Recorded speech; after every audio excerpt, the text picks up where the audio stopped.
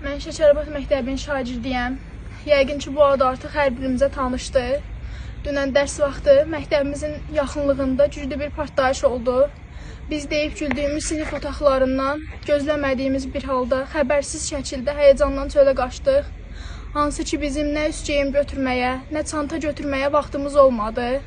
Qulağımızdakı səslər, keçirdiyimiz hisslər bizim üçün unudulmazdı.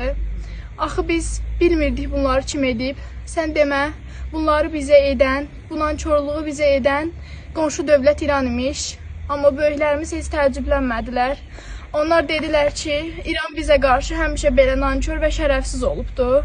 Axı biz sizə nə eləmişik? Biz sizə nə eləmişik, bizə atəş açırsınız. Bu günahsız uşaqlar, biz şagirdlər, niyə sizin hərbi hədəfiniz olmuşuq?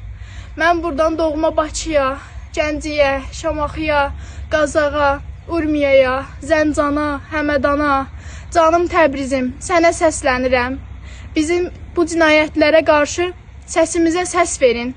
Bu nankorluğa, bu ədalətsizliyə susmayın.